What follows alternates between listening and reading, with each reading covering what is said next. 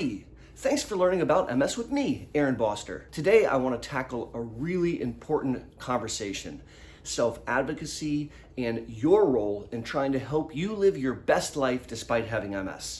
In fact, I intend for this video to serve as the first in a several video series on the master's topic of living your best life despite having MS. I'm going to lay out for you my 5 for 5 plan to fight against MS, something that I've been cultivating with my own clinic patients now for going on 17 years, and something I'm really excited to share with you today. So with all that said, let's jump in. The very first step in our quest to be 5 for 5 is to write down some life goals. I would love it if you would pause the video for a second, go grab some paper and pencil and bring it back to the table. Take a few minutes and think through some life goals. I literally would like you to write them down on a piece of paper. This is actually very important, and it's something I'm going to ask you to hold on to. By way of example, I'll share some life goals that I've recently been working on. My first long-term life goal is to improve my own personal happiness. I, Aaron, want to cultivate happiness in my life, and I'm making that a long-term life goal. My second long-term life goal is to see the Boster Center for Multiple Sclerosis grow and blossom and help more families impacted by MS with our brand of MS care. My third long-term life goal will be to see my children grow and prosper and to help them become amazing adults. So those are the ones that I've written down. I would actually love to know what you wrote down. In fact, if you're willing, include them in the comments section below, because I would love to read them, as I'm sure many other people on this channel would. Now that you've taken a moment to write down your long-term life goals, we have to talk about why. Why did I ask you to do that? Here's the reason why. In this video, I'm going to share with you how to beat up on MS.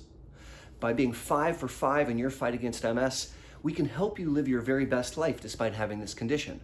That's the how. I can tell you that part. I can't tell you the why. I don't know why we're fighting.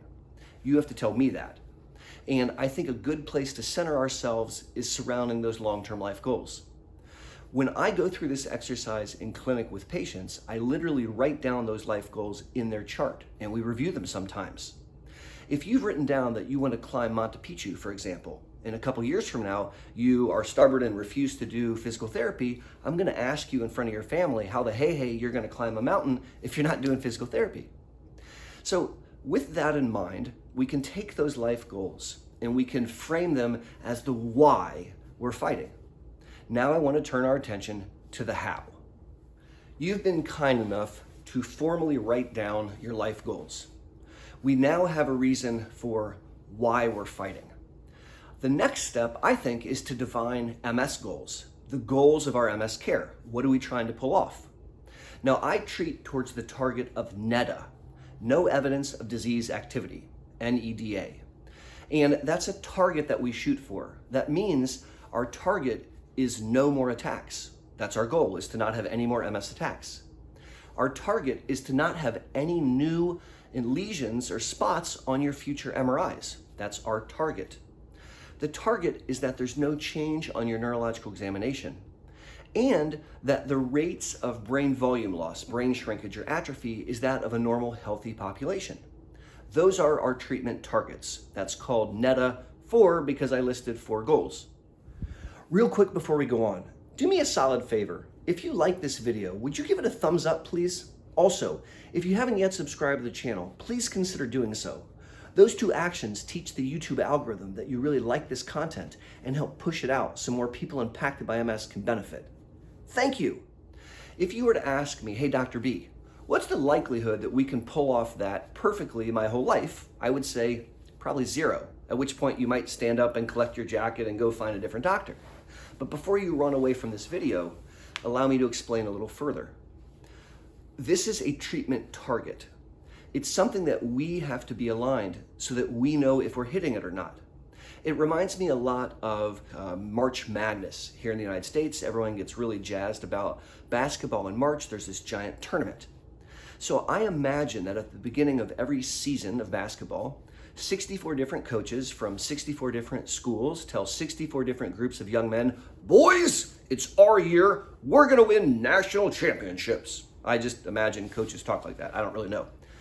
And if you think about it, you might say, well, wait a second. 64 coaches all can't have winning teams. So 63 coaches are liars. Not really. What the coach is telling the team is that's their goal. He's setting the bar for national championships. What he's really saying is, gentlemen, we will conduct ourselves as champions. We will sleep and study, and we will train like champions. We will conduct ourselves as champions, and then we'll see what happens when we go play. Now, if they play their very first game of the season and they lose, I don't think they disband the team and fire the coach right away and close the college down. No. They look at what happened, they do a root cause analysis. Maybe they realize that that guy needs to pass the ball over to that guy more often, and this guy needs to stand over there. And then they go back out and play again. Now, this is a treatment target, if you will. It's a basketball target that they're shooting for. And that's exactly what I mean when I talk to you about NEDA, no evidence of disease activity.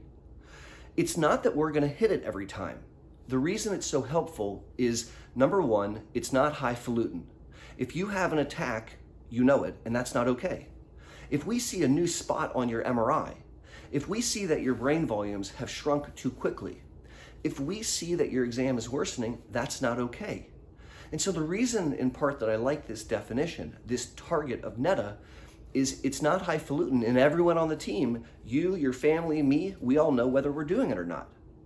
The second reason I like it is if we identify that one of those things are not okay, God forbid you have an attack, for example, that is actionable. In the same way that the basketball coach might change what happens with the team, we as a team are going to change what we do and how we approach your disease.